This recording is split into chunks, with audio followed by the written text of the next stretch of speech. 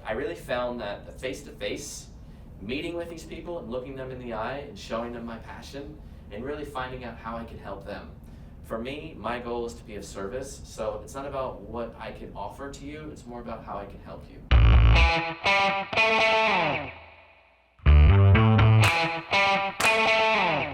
Hey, Dr. Bill here. So we are getting ready for another exciting Meet the Mentor. So today we have Seidel. He's the founder of the Seidel agency. It's an aesthetics marketing and consulting agency. So what he does is he works with different doctors in the aesthetic field, plastic surgeons and whatnot, and helps them learn how to most effectively market their practice to get new patients.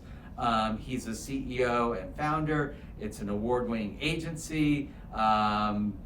What else should I say? And you've worked with, why don't you tell us a few of the people you've Yeah, worked sure. Thank you for the introduction. First of all, it's an honor to be here. with. How did you actually even get into this? Because this is not when you were a little boy, like you this don't is think what I'm about some going of to these do, right? things. And so it's weird. In this world, there's a lot of abundance, and oftentimes people come from a place of lack. But really knowing that there's a lot of abundance and what you really want to do, you can do anything in this world. And so for me, my story is a little bit different. My parents pushed me towards science and mathematics. I went to Penn State as an engineer. So that was my left brain. And that was my skill set. But then I wasn't fulfilled. So then I got into entertainment. I began acting. I moved to New York and then to LA. And that was the passion side of me. And that was my right brain, creativity and art. But I was living check to check. And your right brain was starving out your left Yes, brain. they were and so you hungry. couldn't Like, eat. I want food. Yeah. So I'm living on Hollywood Boulevard, and I have $500 to my name. I'm living paycheck to paycheck, and I thought, you know what, it's time for me to take the power back. And so I started producing my own content, and that's a big thing in this world. Is instead of asking for permission or wanting to get validated, it's moving to the forefront and taking control of the situation. So I ultimately started producing my own shows, and I took that marketing experience, and I leveraged my network, which is crucial in your success, is knowing who you're in contact with. My best friend worked in aesthetics. He said, you know what, you're really good at creating content and creating stories that make an impact. What about the aesthetics industry? So he introduced me to a company called miraDry. Have you ever heard of miraDry? No. So miraDry is a product where it actually removes your sweat and odor glands. So you no longer sweat. And it was traditionally positioned for hyperhidrosis, so people who are sweating. So for me, I said, great, I just want to help as many people as possible. I can create content. And then that allowed me to start my agency, and boom, here we are, focused on the aesthetics industry. Wow. So tell me how it actually started. Like, when you started creating content, Sure. and then what did you do? You cold called doctors. You said, "This is content I create. I could do the same for you." Like, I want to know like the nuts and bolts, like Sure. the nitty gritty. Yeah, so I started out in my garage, much like Steve Jobs and Apple, and that was I had a daughter, and I was in a position. I recently got laid off. I've been laid off 3 times in my life, and so every time it was an opportunity for me to come back and say, look, what am I really doing? Is this empowering me? Are my skill sets matching my passions, that I'm fulfilled? And so I started out by cold calling, reaching out to doctors that I had friends with, and I was working with this company and really leveraging these relationships. But certain things didn't work. I tried an email campaign. I got 1 email back out of 2,000 emails. I tried cold calling, but I really found that the face-to-face meeting with these people and looking them in the eye and showing them my passion and really finding out how I can help them. For me, my goal is to be of service, so it's not about what I can offer to you, it's more about how I can help you. And another thing is really the gatekeeper is really key. So I talk a lot about the anonymous gatekeeper. And so every person that you're coming in contact with, the person at the front office, the person at the desk, they are all people that allow you the opportunity to get your foot in the door.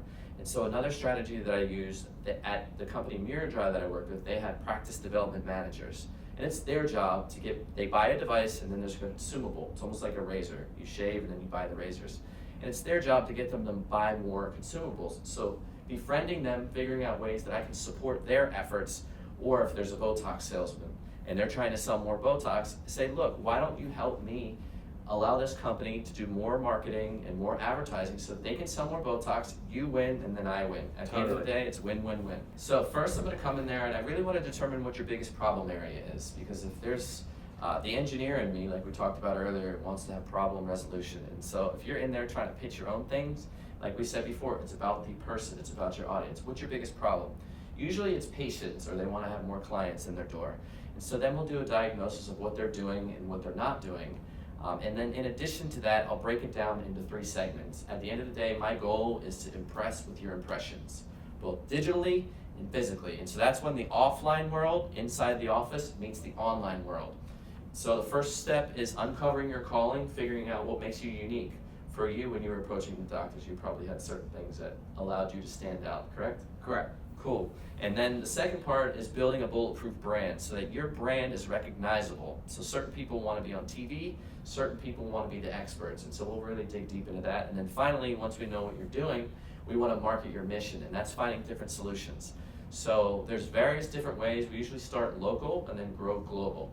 So we'll start with appearances, events, working with people that you can partner with, but also, there's various ways, Facebook ads or different paid ads and then organic ads, and we'll really dissect it and create a plan. Okay, and currently, are you like under contract with people, or it's kind of an a la carte thing, or? Sure, that's a great question. So one of the things that I try is, it's a constant iteration, and one of the things for you listeners at home, the only way that you can get to success is to build it upon failure. It's not just going to happen overnight, and you know as well as anybody, like there's going to be a series of failures.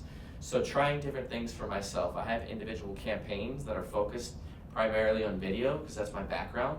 So we'll come in and shoot video, and we will utilize these video assets in various marketing capacities. Or other people say, hey, I want to have an event, what can you do for me? I'm meeting a friend later who's doing a regenerative medicine conference. He basically said, I want an entire plan, give me what you think is best.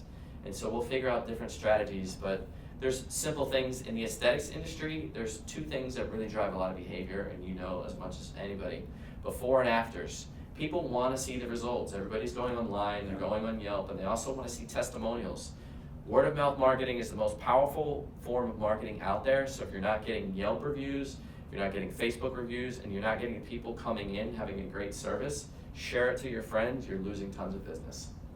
Now, I asked you, how many employees you have. Sure. And you said I'm a one-man show. Sure. Do you have plans for growth, or are you happy staying one-man show? Like, kind of what's your projection for, the growth of your company? Sure, that's a great question. And so currently, I'm the founder of the company, and I have various representatives that are 1099 freelancers, or people that I work with that specialize in different areas.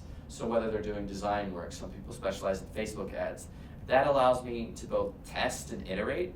So I believe strongly in A/B testing. If you dive right in and don't test with somebody, or actually give them like a paid campaign so that you pay them for their work, you see how well they do it, and then you determine that.